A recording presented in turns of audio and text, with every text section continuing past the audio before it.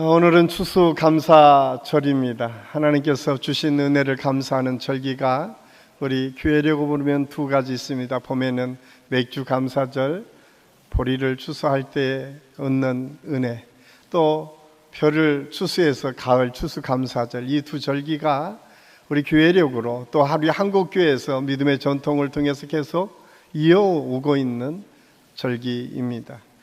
그런데 여러분, 추수감사절에는 특별히 두 가지 역사적 배경이 있습니다. 하나는 구약적 배경이 있고, 하나는 처음 추수감사절을 시작했던 청교도들의 헌신과 수고를 통해서 미국 교회를 중심으로 해서 추수감사절이 우리나라까지 유래하고 이어졌음을 알 수가 있습니다. 성경을 보면 출애굽기 23장 16절 말씀에 보면 수장절을 지키라, 이는 내가 수고하여 이룬 것을 연말에 밭에서부터 거두어 저장함이니라. 이스라엘 백성들은 주로 그들의 지역에서 생산해낸 것은 밀과 보리였습니다.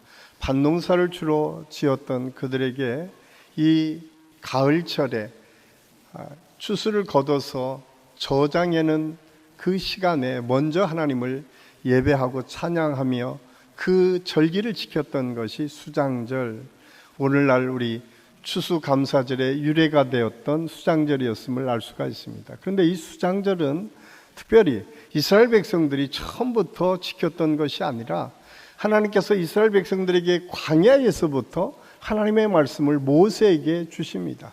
모세를 통해서 너희가 이제 앞으로 하나님께 주실 축복의 땅에 들어가게 될 텐데 거기에서 너희가 추수를 하게 되고 뭔가를 저장하게 된다라고 하면 먼저 너희들이 그 절기를 지켜라 라고 하는 것이 수장절이었고, 이 수장절을 광야 시대는 어떻게 지켰는가? 이스라엘 백성들이 아무것도 거둘 수 없었던 그때에도 이 날을 기억하며 지켰습니다. 그리고 이스라엘 백성들이 이 때를 어떻게 지켰는가? 6월절 이후로 이스라엘 백성들은 초막, 광야 생활을 기억하면서 아무것도 할 수 없는 그때에도 하나님께서 은혜를 부어주셔서 우리가 살았습니다 라고 하는 고백을 통해서 정착한 이후에도 초막을 지어놓고 일주일 동안 우리가 지금 전병을 먹었는데 전병, 아무것도 넣지 않는, 누룩을 넣지 않은 떡을 만들어서 먹으면서 전적인 하나님의 은혜로 우리가 살았습니다 라고 하는 고백이 담겨져 있는 것이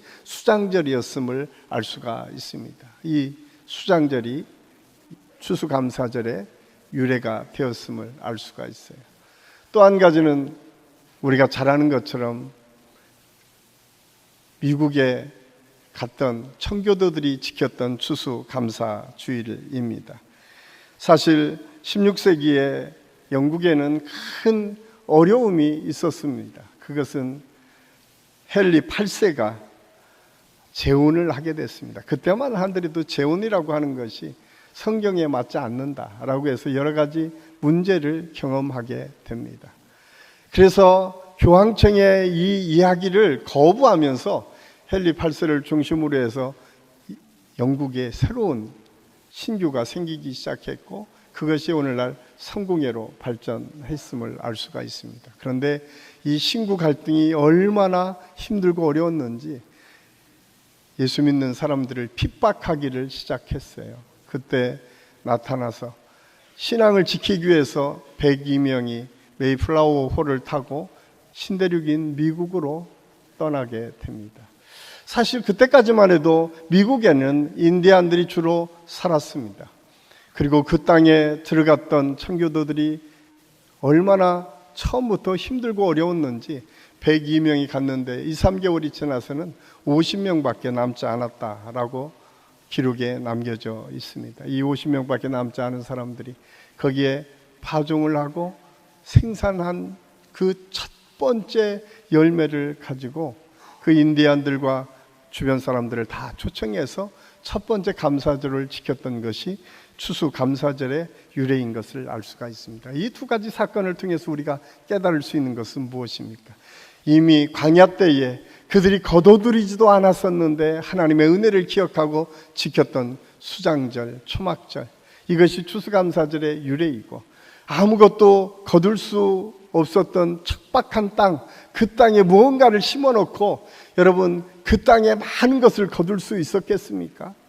제가 보기에는 별로 거둘 것이 없었지만 어떻든 그것이 많든 적든 거둬놓고 그것에 먼저 하나님께 드리며 감사했던 절기, 이 절기가 추수감사절의 유래였던 것을 알 수가 있습니다.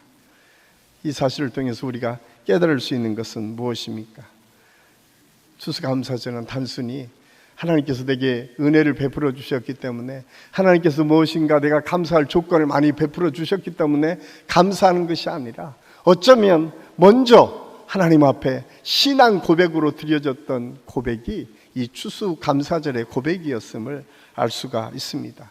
낯선 땅에서, 아무것도 거둘 수 없는 광야에서 하나님께서 주실 놀라우신 은혜와 축복을 기대하고 소망하면서 하나님께서 이런 은혜를 그럼에도 불구하고 내게 주셨습니다라고 하는 고백을 드리며 하나님께 바쳤던 그 절기가 추수감사절입니다. 그래서 우리 추수감사절을 우리가 지킬 때마다 꼭 기억해야 될 것은, 감사절은 내게 베풀어 주신 은혜 때문에 감사하는 것이 아니라 먼저 내 믿음을 보여주는 감사, 먼저 하나님께서 내게 주신 은혜가 얼마나 크고 위대한지를 먼저 하나님께 드리는 절기가 추수감사 절기인 것을 알 수가 있습니다. 그래서 어떤 권사님은 늘 매일매일 하루에 1,000원씩을 모아서 365일 36만 5천 원을 추수감사함으로 꼭 바치는 분들이 몇 분 계세요. 우리 교회도 있습니다.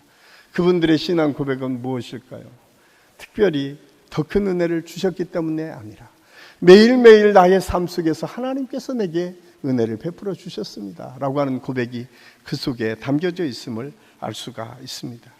저는 우리 한신교회 안에도 이런 믿음의 고백이 있었던 것처럼 먼저 감사로 하나님께 영광을 돌리는 믿음이 저와 여러분의 믿음이 될 수 있기를 간절히 소원합니다. 오늘 성경은 우리가 잘 아는 것처럼 이스라엘 백성들을 향해서 하나님의 위대한 종 다윗이 성전을 건축하려고 했을 때 하나님께서 네 손에 피를 너무 많이 묻혔기 때문에 건축할 수 없다라고 말씀하셨을 때에, 그럼에도 불구하고 그 마음을 담아서 내가 하나님의 성전을 건축하기 위한 모든 준비를 해놓겠습니다 라고 고백하며 준비했던 그 고백의 모습이 오늘 우리가 읽은 역대상 29장 10절에서 19절 말씀을 통해서 증거되고 있습니다. 이 사실을 통해서 우리가 깨달을 수 있는 것은 하나님의 성전을 세우기 위해서 다윗이 어떤 마음을 가지고 하나님께 감사했는지를 말씀을 통해서 우리가 볼 수가 있습니다. 역대상 22장 14절 보면 다윗은 먼저 하나님께 10만 달란트를 하나님께 구별해서 드렸다라고 기록하고 있습니다.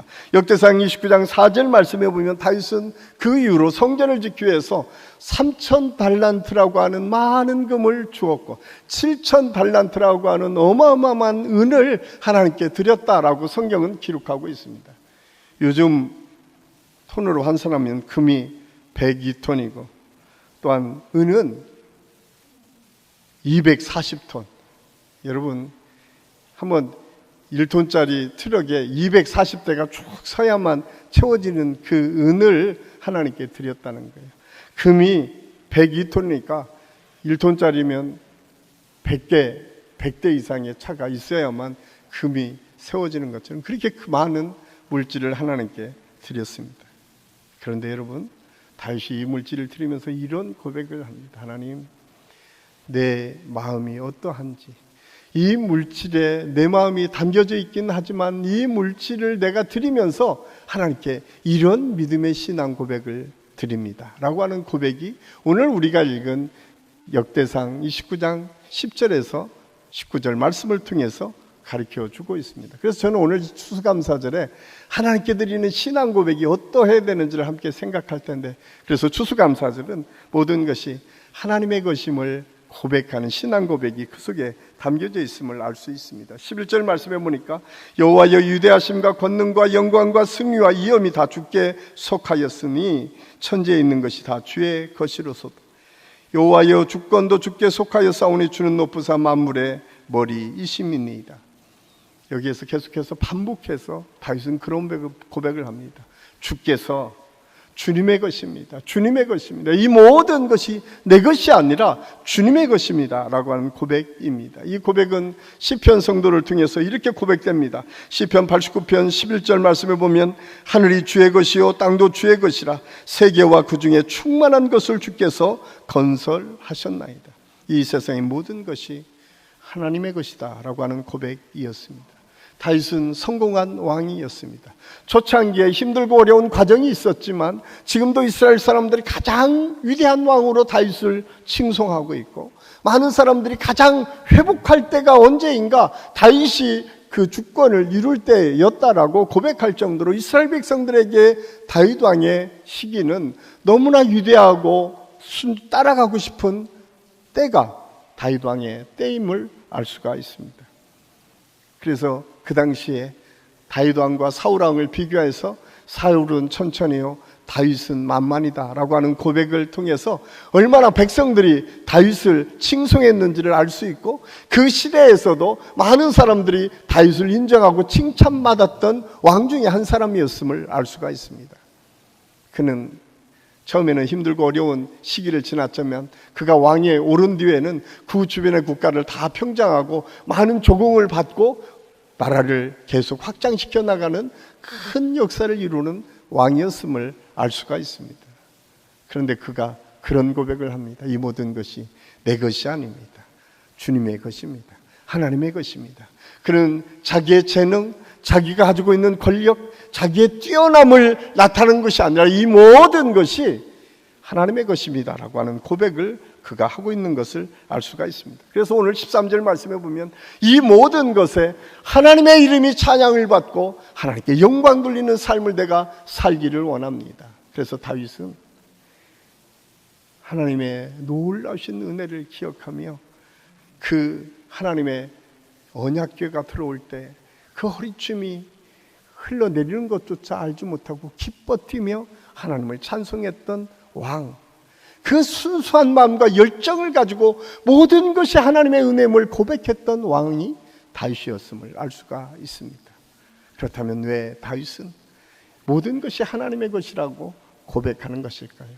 왜냐하면 그것이 우리 인생에게 주신 하나님의 섭리이기 때문에 그렇습니다. 여러분, 우리가 우리 것이라고 하면 우리가 가져갈 수 있어야 되는데, 우리 것이라고 하면 내 말대로 할 수 있는데, 여러분, 재물이, 권력이, 이 세상 가지고 있는 모든 힘과 능력이 다 내 것이 아니라고 하는 것은 언제입니까? 우리가 하나님이 부르실 때 보면 압니다. 하나님께서 우리를 부르실 때 우리가 무엇을 가지고 갑니까? 아무것도 갖지 않고 그냥 하나님께서 부르실 때 우리의 육체조차 놓고 우리의 영혼만 하나님 앞에 간다고 하는 사실을 우리가 우리의 삶, 인간의 역사 속에서 매일매일 발견하게 됩니다. 사랑하는 한식교회 성도 여러분, 다 내 것인 것처럼 보여지고 다 내가 무언가 할 수 있는 능력의 역사를 이룰 수 있는 것처럼 보여지지만 그렇지 않아요. 주님이 우리 영혼을 부르시면 그 순간 우리는 아무것도 갖지 못하고 모든 것을 내려놓고 하나님께 갈 수밖에 없는 연약한 존재들입니다. 그 숨을 하나님께서 주셨기 때문에 그 숨을 하나님께서 걷어가실 때는 모든 걸 놓고 가야 됩니다. 이 사실을 다윗은 알았습니다. 그래서 모든 것이 하나님의 것입니다 라고 고백하고 그 믿음을 하나님께 기쁨으로 올려드렸던 것처럼 우리 안식교회 모든 성도들이 이 추수감사절을 통해서 그 은혜와 믿음이 있을 수 있기를 예수님의 이름으로 간절히 축원합니다. 두 번째로 추수감사절은 하나님께서 주신 것을 드린다는 신앙 고백이 그 속에 있습니다. 오늘 14절 세 번역으로 보면 모든 것을 주님께서 주셨으므로 우리가 주님의 손에서 받은 것을 주님께 바쳤을 뿐입니다. 16절을 보면 이렇게 기록하고 있습니다. 이 말씀 우리 함께 읽겠습니다. 우리가 주님의 거룩한 이름을 위하여 주님의 성전을 건축하려고 준비한 이 모든 물건은 다 주님의 손에서 받은 것이니 모두 다 주님의 것입니다. 다윗은 그런 고백을 했어요. 충분히 자기가 잘나고 똑똑해서 자기가 능력이 있어서 뭔가를 할 수 있다고 내놓을 만한 일들이 너무나 많이 있었습니다. 왜냐하면 다윗이 초창기에 그 나라를 다스려갔던 일들을 보면 얼마나 지대워 놓는지 모릅니다. 얼마나 막강한 힘을 그 이스라엘 백성들에게 주었는지 모릅니다. 충분히 자기의 권력과 힘, 자기의 능력을 통해서 여기까지 올 수 있었습니다라고 고백할 수 있었는데, 아니 시편의 수많은 고백을 보면 그는 충분히 하나님 앞에서도 인정받을 만한 믿음이 그에게 있었는데, 그래서 사도행전을 통해서 이새의 아들 다윗을 만나니 내 마음에 합한 자라고 인정할 만한 충분한 믿음이 그에게 있었는데, 그는 모든 것이 다 주께서 주셨습니다.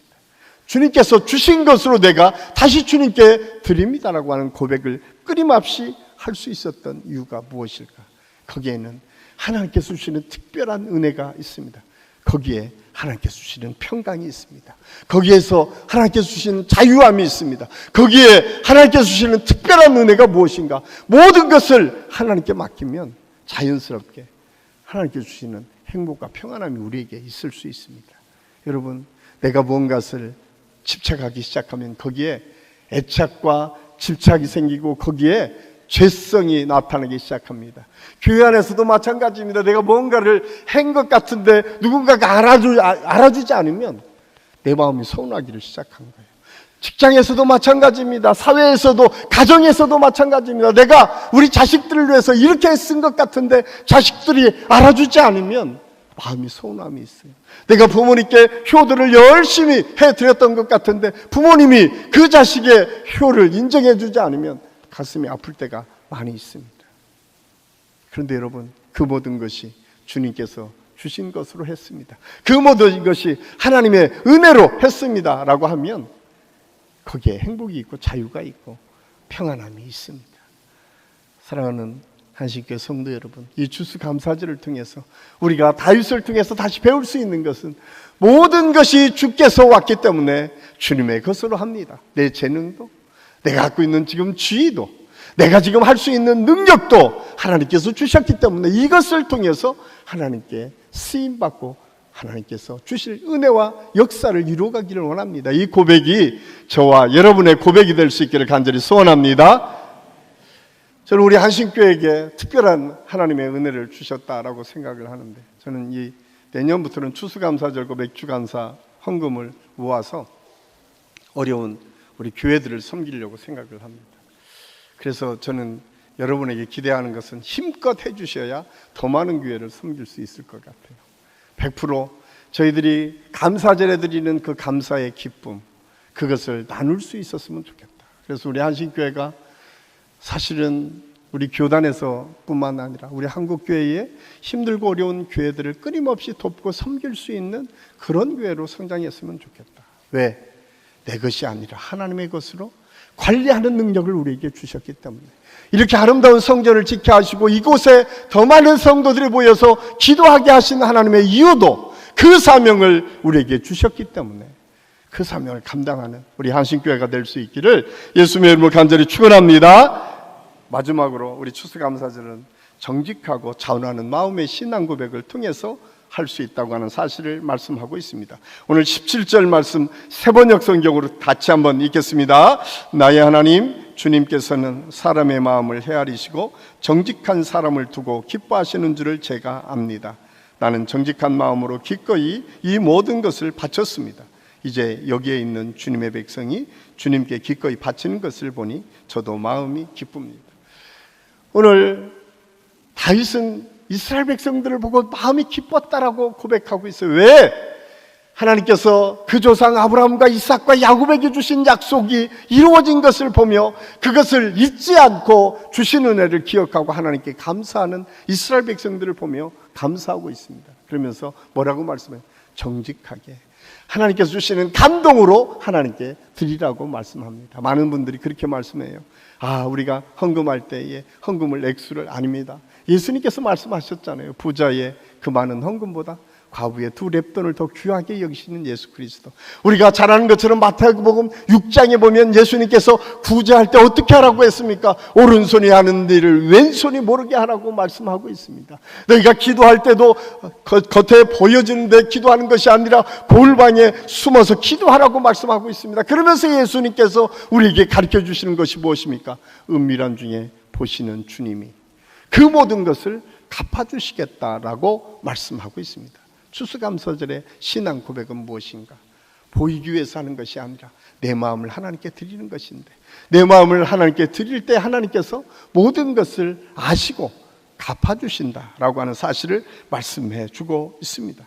그래서 저는 우리 한신교회 모든 성도들이 물질의 액수가 아닙니다. 하나님께 주신 은혜에 감사하는 마음을 담아서 하나님께 날마다 물질을 드리고, 여러분의 삶에서 주신 그 달란트를 하나님께서 주시는 재능대로 쓰임받고 또 그렇게 사용되는 하나님의 역사가 있을 수 있기를 예수님의 이름으로 간절히 축원합니다. 그러면서 하나님께서 그렇게 우리에게 예수님을 통해서 말씀하고 있어요. 마태복음 6장 20절 21절 말씀입니다. 우리 같이 한번 읽겠습니다. 오직 너희를 위하여 보물을 하늘에 쌓아두라. 거기는 좀이나 동록이 해하지 못하며 도둑이 구멍을 뚫지도 못하고 도둑질도 못하느니라. 내 보물이 있는 그곳에는 내 마음도 있느니라.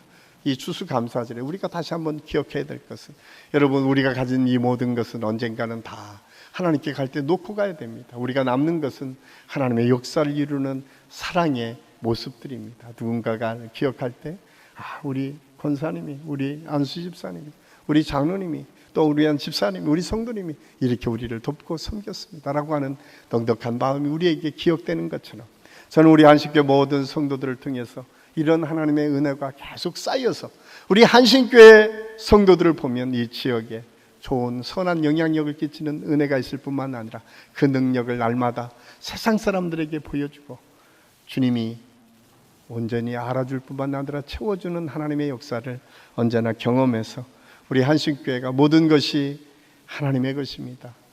하나님의 것으로 내가 하나님의 일들을 감당하겠습니다. 자원하는 심령으로 주님께 드릴 때마다 더 크신 하나님의 은혜가 우리에게 임하여 우리 한신교회를 통해서 그런 하나님의 능력과 역사가 계속 이어질 수 있기를 예수님의 이름으로 간절히 축원합니다. 기도하겠습니다. 아버지 하나님, 은혜를 감사합니다.